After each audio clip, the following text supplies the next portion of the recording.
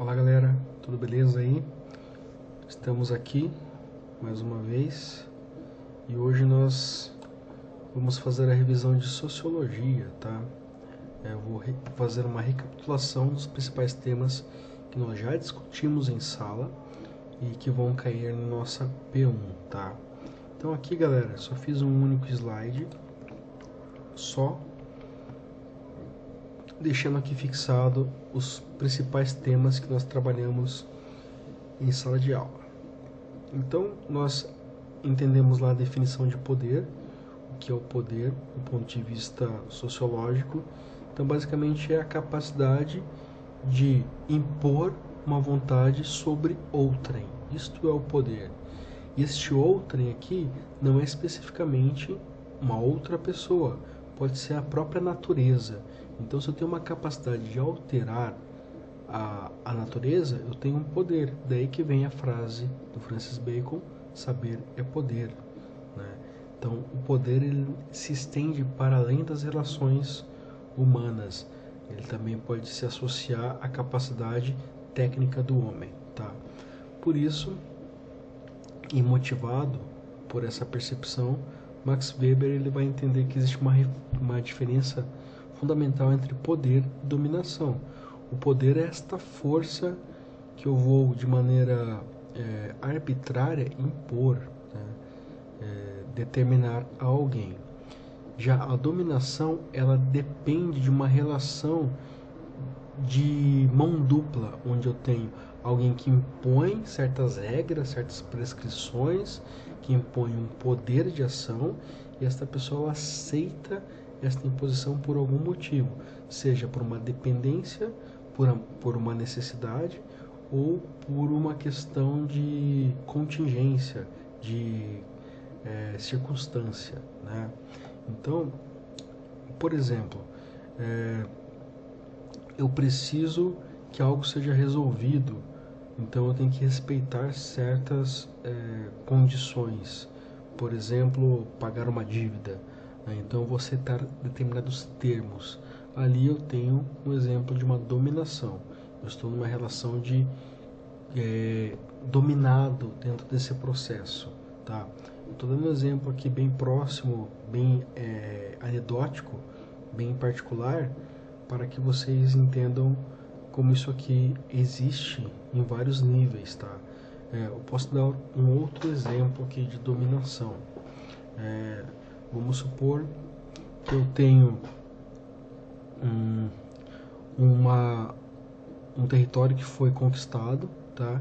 E por algum motivo esta população que foi conquistada, esta comunidade que foi conquistada, ela depende daquele poder instituído.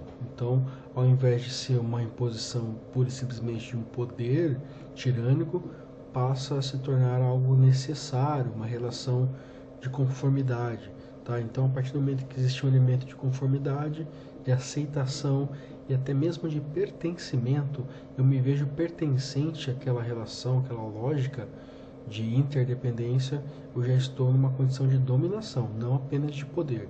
Porque o poder ele pode ter uma reação ambígua, ele pode ter uma reação que seja de conflito, ou ele pode ter uma reação de adaptação, que daí vai se tornar algo muito mais próximo da dominação, tá? Então o Weber ele faz essa distinção. Por quê? Porque existem muitas formas de você fazer valer a sua vontade. É muito mais amplo do que apenas você expressar esse poder. Eu preciso considerar vários aspectos muito complexos, porque o poder ele pode se impor, mas você fazer a manutenção desta imposição demanda muito mais trabalho, tá? Por isso que ele vai dizer que existe uma falácia muito determinante para a compreensão do que é o poder e a dominação, que é a falácia dos recursos, que é a ideia de se eu tiver mais recursos, eu tenho mais poder. Não. Na verdade, os recursos de nada servem se eu não tiver essa lógica muito bem definida, da importância de que esses recursos têm para quem está sendo dominado, né? Então, por exemplo, eu posso ter muito dinheiro, porém, se esse dinheiro não tiver validade na sociedade vigente, eu não tenho poder, eu tenho apenas muito dinheiro obsoleto, inútil. Então, Não adianta eu ter recursos se esses recursos eles não forem legitimados por uma relação de mão dupla, né? Da minha vontade com a vontade coletiva, com a vontade de outras instituições e assim por diante. É muito mais integral, muito mais complexo do que a minha própria vontade ou apenas um evento isolado, tá? Então, o Weber ele vai distinguir, a partir dessa compreensão de que existe dominação e poder, ele vai mostrar que existem formas de dominação, sendo a tradicional, que é um jeito de você simplesmente impor a sua vontade, tá, a força, mas ela não tem tanta capacidade de realizar uma manutenção, né, de se manter, então ela se torna muito mais complicada de se consolidar. Eu tenho a dominação carismática, que é quando eu utilizo da narrativa de um discurso externo para impor a minha vontade, né? Então, por exemplo, aqui é um líder carismático, que ele vai, de maneira bem ardilosa, convencer, gerar uma sensação de pertencimento entre o receptor daquela mensagem, né? Então, a dominação carismática ela vem muito via discurso, via aproximação emocional.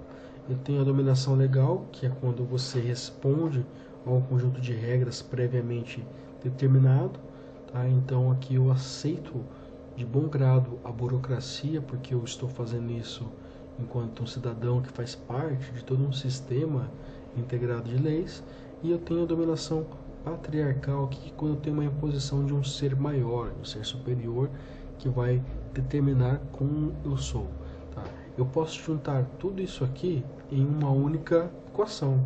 Por exemplo, um líder carismático ele pode utilizar de dominação tradicional, ele pode utilizar da lei e ele pode utilizar a sua posição de patriarca aqui, tá? Dentro dessa lógica patriarcal tem um fenômeno muito comum aqui no início do século XX, que é o personalismo, né? Até coloquei o item aqui como personalismo e dominação. O que é esse personalismo?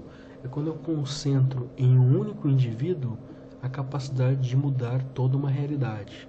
Então eu vou de maneira messiânica entender que este indivíduo é capaz de mudar o destino de muitas pessoas, tá?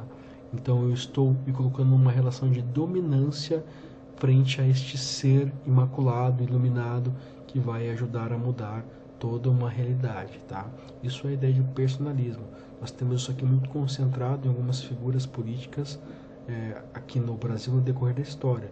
Um exemplo muito emblemático disso é o próprio Getúlio Vargas, né, que ele era um líder carismático que emanava esse personalismo por parte dos seus seguidores, tá? A ideia também patriarcal de pai dos pobres. Então todos esses elementos eles estão ali ou nas entrelinhas, né, de maneira subliminar, ou de maneira explícita mesmo, com a declaração expressa disso, como na Alemanha direcionavam a palavra ao Hitler como Führer, uma espécie de tutor, de mestre, de condutor, né, de líder, tá? Então isso é o personalismo, que é uma expressão da dominação. Mas para essa prova, eu quero que fique claro para vocês, pessoal, a definição de poder, que ela é muito mais ampla do que simplesmente eu querer impor a minha vontade. Essa distinção entre dominação e poder, eu acho que está claro isso para vocês. O poder é a expressão da vontade. A dominação é a relação entre as partes que estabelece uma regularidade. Não é simplesmente a imposição do poder, mas é a aceitação também do poder ou o desgaste deste conflito, tá? A falácia dos recursos, que ela distancia a ideia de que o poder via recursos, via dinheiro ou via tecnologia é suficiente para manter uma estrutura inteira de poder, tá? Mais à frente nós vamos ver o Marx quando ele fala da diferença entre infraestrutura e superestrutura, né? Isso é muito interessante para nós entendermos essa distinção, porque a infraestrutura são os recursos, aquilo que eu tenho à disposição, e a superestrutura são os valores, a ideologia. Então, muitas vezes eu tenho recursos de sobra, mas eles podem se tornar obsoletos ou até mesmo eu posso perder esses recursos se eu não souber conduzir isso de maneira valorativa, de uma forma que chegue até as pessoas, que elas possam compreender isso. Por exemplo, existem pessoas ricas em nossa sociedade, mas elas não perdem esse status porque existem regras, um conjunto ideológico de valores que garante a integridade dessa propriedade. Então, eu tenho uma infraestrutura distribuída de maneira desigual, porém com uma superestrutura que mantém esse status, tá? Então, mantém esse status a partir de elementos burocráticos, de um personalismo, de uma narrativa, de uma coerção e assim por diante, tá? Então, pessoal, acho que a princípio é isso. É bem essa centralidade dos conceitos aqui que eu vou trazer na prova de vocês. Então, leiam a apostila de vocês, todo esse conteúdo do primeiro capítulo se encaminhando para o segundo capítulo, que eu ainda não tinha terminado, tá? Mas para a nossa primeira prova, nós vamos trabalhar estes conceitos apenas. Então, pessoal, acho que é isso. Surgindo alguma dúvida, estou à disposição e até mais. Me mandem mensagem lá pelo portal. Ok, galera? Até mais. Um abraço.